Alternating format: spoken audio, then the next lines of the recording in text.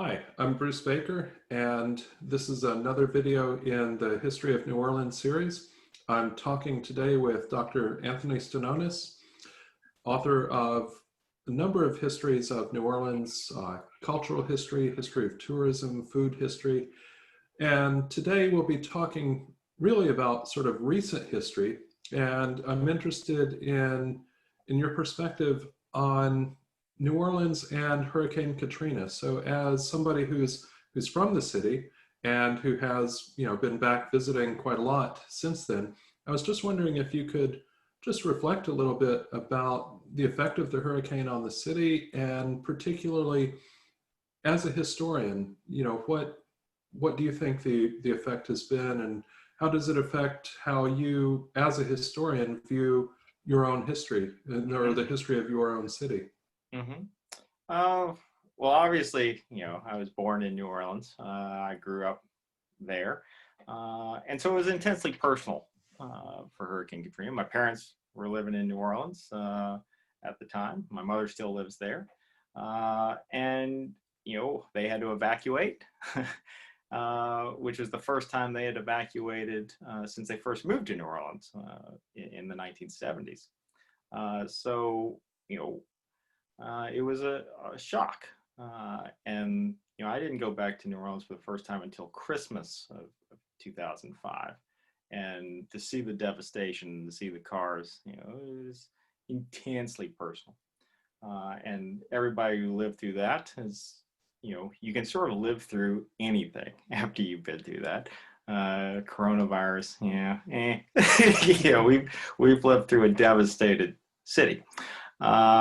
And so, I'd say it's changed my approach to history in two ways. Right? One, I've become, because I'm a New Orleanian, a booster for New Orleans. You always, the famous book, right? You can always go home again. But when you realize that there is a chance that you can't ever go home again, it really makes you into a booster of the place, to rebuild New Orleans and to make it a place that can be there for the long haul. So, I wear more of my Saints gear. Right? I wear more of things that talk about the city. It turns you into a booster. And that's not just unique to me. One of the ways it changed the city was it made New Orleanians across the board much more intense in their loyalty to the city. I mentioned the New Orleans Saints because they're probably the strongest example of that.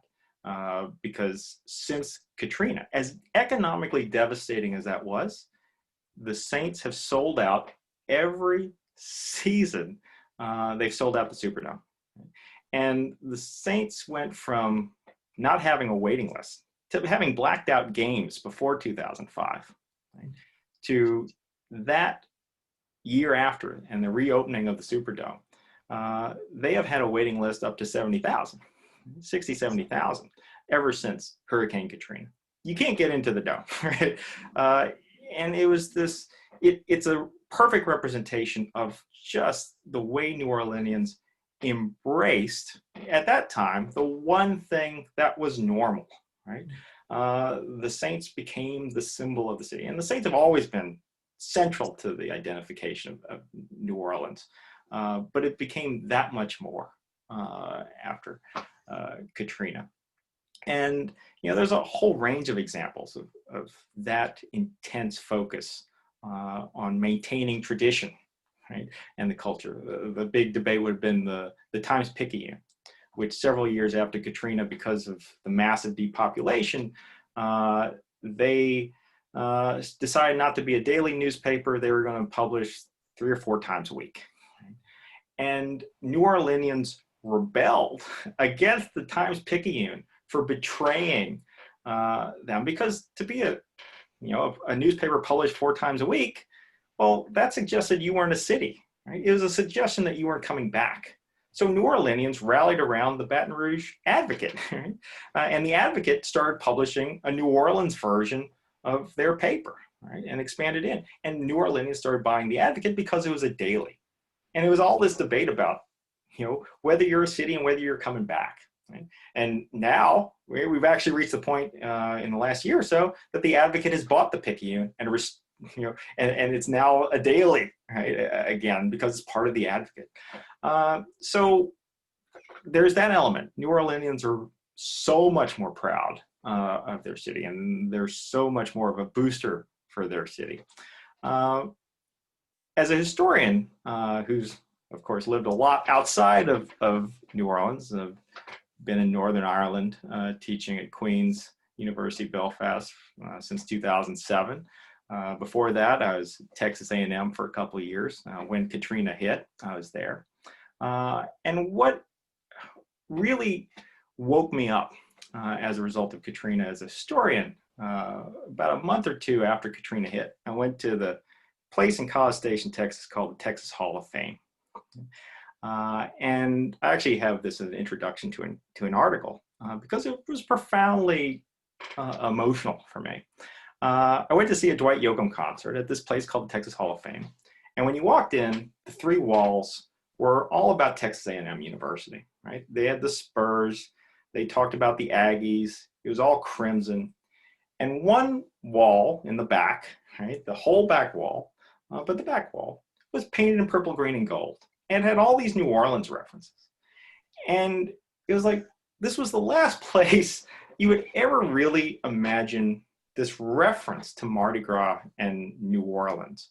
Because Texas A&M is a very conservative place, and Mardi Gras is, if you've been there, it's crazy, right? It just was a complete culture clash. And ever since then, I've become more and more interested in how New Orleans is imagined outside the city. You go, when I first came to Belfast, there was a place called the Big Easy, a cafe. You go to like Acosta and you'll hear Louis Armstrong's "Do You Know What It Means to Miss New Orleans?" You go to Five Guys, there's Cajun style fries, right? Well, you don't really grow potatoes in Louisiana, right? It doesn't, they'll rot in that sort of moist soil. So I've really become curious about how people imagine New Orleans, right? And I guess that grows out of the idea that, 2005, 2006, 2007, really for the first few years, you never knew if another hurricane was going to hit, right?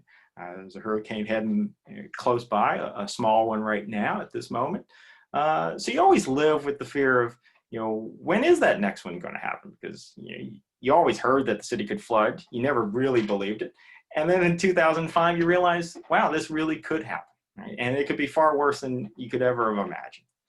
And so what does it mean to have this place?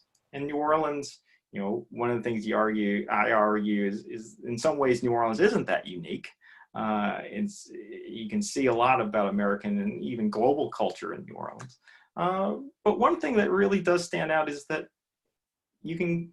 there's very few cities, I'd say the only real city is New York, right, where it's a place that's imagined in other places, right, to such an extent. Right?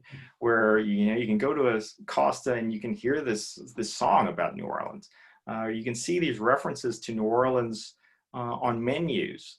You see places named after New Orleans, and even in subtle ways. After the Texas Hall of Fame, I started looking around in College Station, Texas. There was an apartment complex called the Pentalba Apartments. Right? The Pentalba Apartments are the buildings on Jackson Square. And when I drove to look at it, it had all this ironwork, right? It was a mimic, a bad mimic, but it was a mimic of these Pentalba apartments in New Orleans, which then got me interested in like architectural references to New Orleans in places, and, Disneyland creating little New Orleanses, or you go to the Opryland Hotel in Nashville, right? And you have like the little river and like there's this little area that looks like the French Quarter. So, there's a New Orleans that is a real place on the Mississippi River in Louisiana, but New Orleans is also something else. It's something alive within not just American culture, it's a global image of a city. And so it's got me thinking in those senses, where does that come from? You know, where do these images of New Orleans that transcend the place, and to what extent does New Orleans redefine itself to this imagined city that's existing out there in global culture, and to what extent is the global culture being shaped by the real city? You know, that narrative and that theme is something that's increasingly fascinated me. Plus, New Orleans is a great place to do research. So, Well, yeah, I have to agree with you there. A lot of my early work was on South Carolina and North Carolina, and then I sort of stumbled into New Orleans, not because of the city, but just because I happened to run across an interesting story about the cotton trade there. Mhm. But yeah, I very quickly learned that when you finish up in the archives in New Orleans, it's a lot more congenial. Nothing against Columbia, South Carolina. It's a lovely city and wonderful people and great restaurants and so forth. But, you know, Yeah. Well, you know, it's like, well, you know, I read your book about the cotton trade and the cornering of the cotton market and the building of that house on St. Charles, right? Which is a house that pops up in films, right? Like people are doing receptions at that house, people are doing films and television at that house, television shows. And it's like, well, you know, here's this history of this guy cornering a cotton market, and that whatever he was conveying in that architecture is now part of a global image of the city, right? yeah. Well, And all, you never run out of interesting things to learn and write about in a place like New Orleans, I think. yeah. And what's surprising is, as much as there has been written about New Orleans, is how much there still is that no one's actually tapped into. You know, What do you think some of the main areas of that are? Because I have some ideas as well. you But know, I was part of a project doing a sort of people's tourist guide of New Orleans. And I was interested in the lighthouse on Lake Pontchartrain, where the proprietor of those lighthouses, the lifeguards, right, who would look at, they were, majority of them were women. And there's stories of some who would row the boats out into the lake to rescue ships in distress. And there's nothing about the lighthouse in New Orleans or who these women were, and what this history was. You know, part of this as well was I was curious about I was writing actually about the New Basin Canal, which is constructed in the 1830s, 40s. And you know, up to 6,000 to 10,000 predominantly Irish immigrants die building that canal because they, you know, the local community, the business leaders, right, they weren't going to use slaves because it was too deadly, right, to do it. And you can get Irish, because of the famine, off the boat, right, and you could ship them out there, and they were dying of malaria and yellow fever, and they were literally buried in the roadway as they dredged out this canal that ends up, it's where the bus station is today. That was the turn point. So actually most of the materials that built the warehouse district and the first buildings in the garden district came through that canal. That was the main port to compete against the canal that was on the French side of town. right. So, you know, there's not that, you know, I couldn't find all that much about the history of the New Basin Canal, which literally built the antebellum city of New Orleans. So there's that. I've been looking a little bit in the history of the fire department in New Orleans. My wife sort of works in fire and security, and so she was interested in sort of looking at that history of New Orleans, and we started looking at the first fire chief, Thomas O'Connor. And what's interesting about them, and particularly him, he's a major figure in late 19th century New Orleans, right? And he seems to be Irish Protestant, right? But he's, you know, really considered the father of modern fire departments in the United States. He's sort of apolitical, and he's the fire chief from the time they, consolidate all the individual fire departments in like the 1870s, all the way until he dies in like 1911.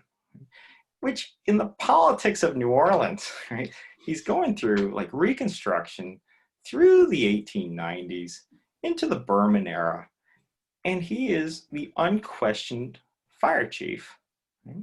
And this is really important in New Orleans because the Firemen's Charitable Association ran one of the largest cemeteries in New Orleans, right? And they made a ton of money off of that cemetery. And it's still there at the base of Canal Street today, really established because of the yellow fever epidemics in the antebellum period. But it was one of the key sources of revenue for the development of these fire departments in the city. And he's into all kinds of, he has like a roller rink, right? Because he's the fire department, he can make sure that these things are safe. There's all these debates and in the competition between the volunteer fire departments. He's sort of the go-between. So there's all these characters, Actually, O'Connor pops up in that article that I just published in the Journal of Southern History about the salvage fraud and people setting the ships on fire, and the sort of competition between his fire department and these tugboats, who were the ones who were setting the ships on fire, coming and putting them out. And also something else that I ran across there is that there was a guy named Granger who invented what appears to be, from the sources I saw about this, a new method of extinguishing fires using carbon dioxide. That's quite revolutionary. So there are all these interesting characters and all these things. I think there are a ton of stories about basically business history after the Civil War. So once the Cotton Kingdom and the old steamboats and all that sort of like falls apart with the Civil War, there's actually a lot of really interesting business history, but just basic stuff that I think hasn't really been explored yet. And even like you were saying about the New Basin Canal, there's a lack of basic history of the urban fabric of the city in the late 19th and early 20th century. Just kind of boring stuff about, the history of drainage and the history of the streets and the history of the water system and so on and so forth. That it's surprising to me that, if this were Los Angeles or Philadelphia or Chicago, somebody at some point would have written, just a very, I don't want to say boring because it's all interesting in its own way, but somebody would have said, here's the history of how the streets were paved and so forth. And there's just surprisingly little of that for New Orleans, possibly because, as we know, there's so much other really interesting, there's jazz happening, and there's, all the really complex, interesting things about race, and there's, this, that, and the other, so yeah, there's sort of a limitless number of these interesting stories to be written. Which is probably because New Orleans is so neighborhood oriented. Like there's so many of these stories that are very local, even within the city. Because of the weird geography, I think as well, that plays out in certain ways that get hidden, and probably because of the corruption as well. I don't know how much you found, but there's actually very little of Thomas O'Connor in terms of the historical record. There's no papers. He's, his tomb is in that Firemen's Benevolent Association cemetery, but there's no reference to him being the first fire chief. What's interesting is the subsequent heads of the Firemen's Benevolent Association all have major tombs, but he doesn't, which is curious. There's a story there that we can't quite unlock yet. But. Yeah. Well, I think that's true. That you do find. I mean, you've done far more research in the history of New Orleans than I have, but even in the bits that I've done, you're sort of plugging away, and all of a sudden there's a big gap where you would expect to find a body of sources. And that happens to historians studying all sorts of things. But yeah, there probably are reasons why there are some of those gaps there. Yeah, New Orleans has like such like, well, we were talking that other segment about Martin Berman. You know, where are those sources? Like, how could it all disappear when you're around for 20 years as a mayor of a major American city? And it's like, quiet. Yeah. And the other thing that's distinctive about Berman is he was the boss of the political machine for all that time, and he was also the mayor. Because in a lot of cases, in a lot of cities, you would have a political boss who was sort of behind the scenes and would put up, somebody to run for mayor and who would be elected. But the mayor wasn't really the one who ran things. It was the political boss who never was actually before the people to be elected. But Berman combines both of those roles. But yes, where are the papers? Very good question. Yeah. He's such a fascinating character too, because coming from German Jewish immigrants in New Orleans, and he has that power all this time, and it never stirs up really any xenophobia about him being the mayor, even in World War One. Right? Like there's no questioning about who he is and that he's the one in control. Yeah, it's really fascinating.